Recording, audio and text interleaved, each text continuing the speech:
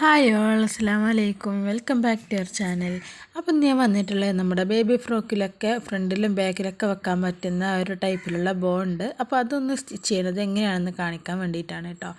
അപ്പോൾ അതിന് വേണ്ടിയിട്ട് ഞാൻ ഇവിടെ നെറ്റിൻ്റെ ഒരു പീസ് എടുത്തിട്ടുണ്ട്. അതേപോലെ ഇതിലേക്ക് നമുക്ക് നല്ല കട്ടി കൂട്ടിയിട്ട് എങ്ങനെയാണ് ചില ബോയൊക്കെ നമ്മൾ സ്റ്റിച്ച് ചെയ്യുമ്പോൾ കണ്ടിട്ടുണ്ടാവും, ഇങ്ങനെ കുഴഞ്ഞു പോകില്ല. നമ്മൾ ഡ്രസ്സിൽ വെച്ച് സ്റ്റിച്ച് ചെയ്ത് കഴിഞ്ഞതിന് ശേഷം അതിങ്ങനെ കുഴഞ്ഞു പോകാൻ സാധ്യത ഉണ്ട്. അപ്പോൾ ഷിഫ്റ്റ് നെറ്റൊന്നും വെക്കാതെയാണ് നമ്മളിത് ചെയ്തെടുക്കുന്നത്. അപ്പോൾ അതെങ്ങനെ നല്ല കട്ടിയിൽ അതൊന്നും കുഴഞ്ഞൊന്നും പോവാതെ നല്ല ബലത്തിൽ എങ്ങനെയാണ് നമുക്കിത് സ്റ്റിച്ച് ചെയ്തെടുക്കുക എന്നുള്ള വീഡിയോ ആണ് കേട്ടോ കാണിക്കുന്നത്.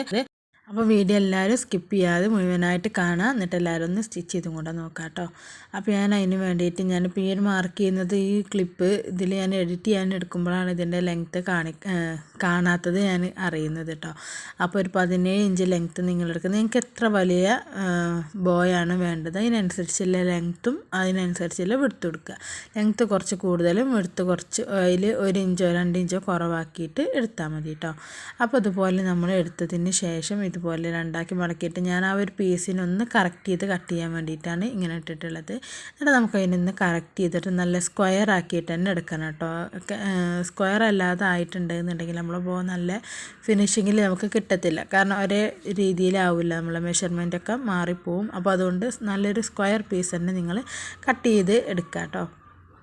അപ്പോൾ അതുപോലെ ഞാനൊരു പീസ് കട്ട് ചെയ്തെടുത്തിട്ടുണ്ട്. ഇനി ഞാൻ ഇതിലേക്ക് നമ്മൾ ആ ഒരു നെറ്റ് മാത്രമല്ലല്ലോ, അതിൻ്റെ ഉള്ളിൽ ക്രേപ്പിൻ്റെ നല്ല വൈറ്റ് കളർ തുണിയാണ് വെക്കുന്നത് കേട്ടോ. അപ്പോൾ നല്ലൊരു അട്രാക്ഷനായിട്ട് കണ്ടില്ലേ, ഈ ഒരു ലെവലിൽ നമ്മൾ ആ ഒരു ബോ കിട്ടുന്നതാണ്. അപ്പോൾ വൈറ്റ് ഉടുപ്പിലേക്കുള്ള ഒരു ബോയാണ് നമ്മൾ ഉണ്ടാക്കുന്നത് കേട്ടോ.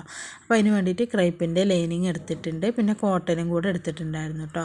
എന്നിട്ട് നമ്മൾ ചെയ്തെടുക്കേണ്ടത് ഇതുപോലെ എല്ലാ ഭാഗങ്ങളും ക്രേപ്പിൻ്റെ നല്ല വശവും നമ്മുടെ നെറ്റിൻ്റെ നല്ല വശവും ഒരുമിച്ച് വെച്ചിട്ട് 4 സൈഡും ഇതുപോലെ ഒന്ന് തയ്ച്ച് കൊടുക്കുകയാണ് ചെയ്തിരുന്നത്. എന്നിട്ട് നമ്മൾ ഇതിൻ്റെ ഒരു ബാക്കി വരുന്ന എക്സ്ട്രാ പീസുകൾ ഉണ്ടെങ്കിൽ ഒന്ന് കട്ട് ചെയ്ത് മാറ്റുക. എന്നിട്ട് അതിൻ്റെ നല്ല വശത്ത് നമ്മുടെ കോട്ടൻ്റെ ലൈനിങ് ഇതുപോലെ വെച്ചിട്ട് 4 വശവും സ്റ്റിച്ച് ചെയ്തെടുക്കുക. അതിൽ കുറച്ച് വശം നമുക്കൊന്ന് സ്റ്റിച്ച് ചെയ്യാതെ വിടണം. നമുക്ക് ഇതിലേക്ക് തിരിച്ച് എടുക്കാനുള്ളതാണ്. നല്ല പീസിൻ്റെ നല്ല വശത്തേക്കാക്കിയിട്ട് നമുക്ക് മറിച്ചെടുക്കണമല്ലോ. അപ്പോൾ അതിന് വേണ്ടിയിട്ട് ഒരു ചെറിയൊരു ഭാഗം നമ്മളൊന്ന് സ്റ്റിച്ച് ചെയ്യാതെ വിടണം കേട്ടോ. എന്നിട്ട് ഇതിനതുപോലെ നല്ല വശത്തേക്കൊന്ന് തിരിച്ചെടുക്കുമ്പോൾ ശ്രദ്ധിക്കാനുള്ളത് അതിൻ്റെ ഒരു കോർണർ ഭാഗങ്ങളൊക്കെ ഉണ്ടല്ലോ, അപ്പോൾ നല്ല നീറ്റായിട്ട് തന്നെ എടുക്കുക. എന്നിട്ട് അതിന് ശേഷം നമ്മൾ ഒരു ഓപ്പൺ ചെയ്ത ഭാഗം ഒന്ന് ക്ലോസ് ചെയ്ത് കൊടുക്കുക കേട്ടോ.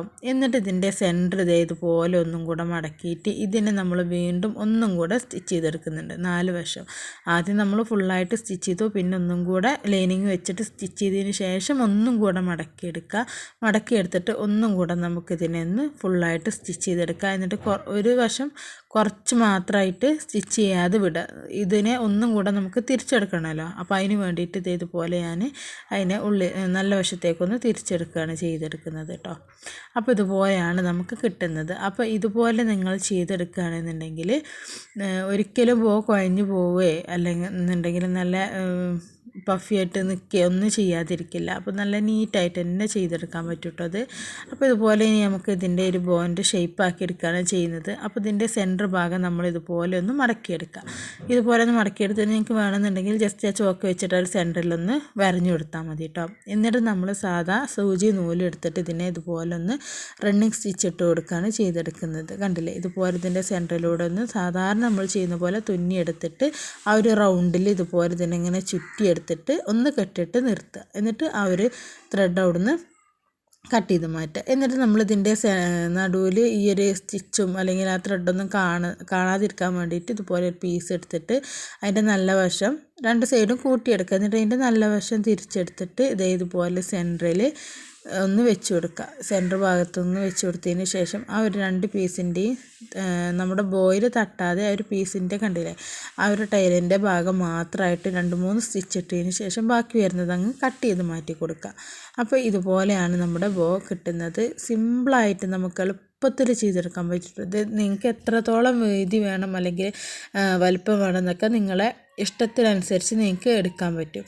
അപ്പോൾ ഇതുപോലെയാണ് നമ്മൾ സ്റ്റിച്ച് ചെയ്തെടുത്തിട്ടുള്ളത്. അപ്പോൾ ഇനി ഇത് നമ്മൾ ഡ്രസ്സിൻ്റെ മുകളിൽ വെച്ചിട്ട് ഒന്ന് തുന്നി കൊടുത്താൽ മതി കേട്ടോ. അപ്പോൾ നല്ല സ്റ്റിഫായിട്ട് തന്നെ നമുക്ക് നിന്നോളൂ. ഇതിൻ്റെ ഇടയിൽ ഷിഫ്റ്റ് നെറ്റ് വെക്കേണ്ടതൊന്നും ആവശ്യം വരുന്നില്ല. നല്ല വൃത്തിക്ക് തന്നെ കിട്ടും കേട്ടോ.